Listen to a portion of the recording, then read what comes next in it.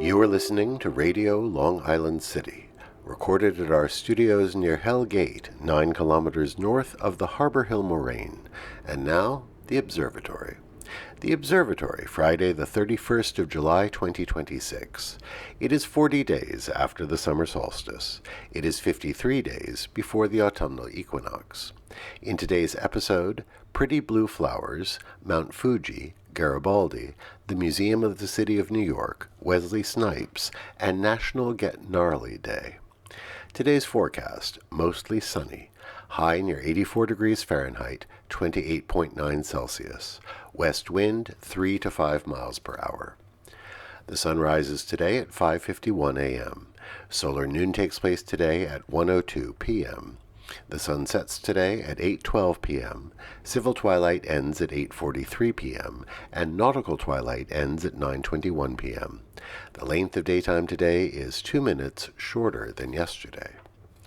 The moon is in its waning gibbous phase and is 96% full at midday. The moon sets today at 7:45 a.m., and then it rises again at 9:20 p.m. These are the predicted tides today for Horns Hook.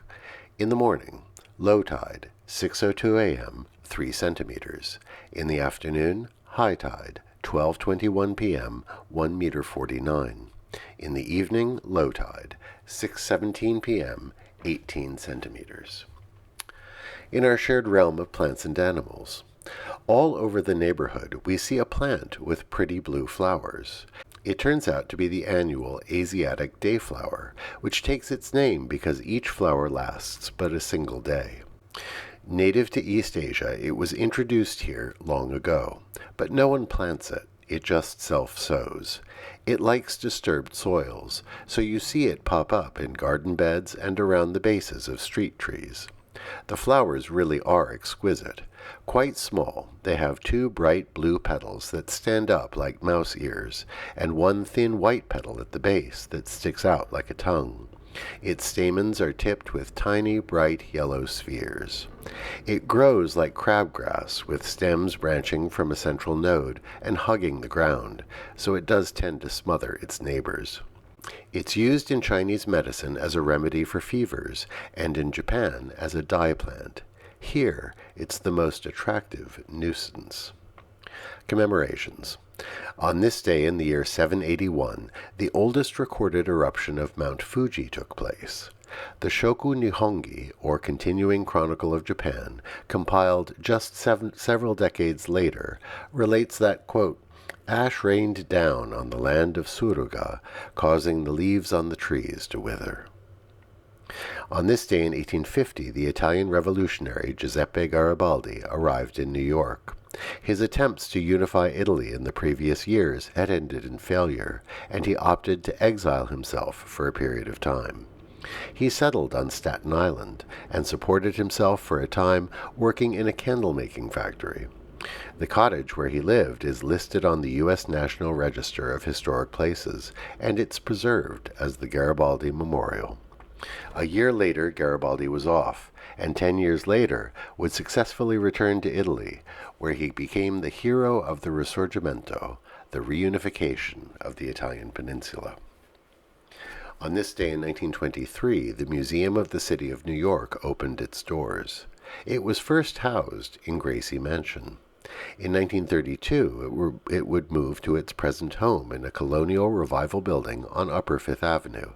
And of course it wasn't until 1942 that Gracie Mansion itself would become the mayor's home. So happy birthday to the Museum of the City of New York. On this day in 2009, Mayor Bloomberg announced the creation of what was called the Sponge Park, a project next to the Gowanus Canal.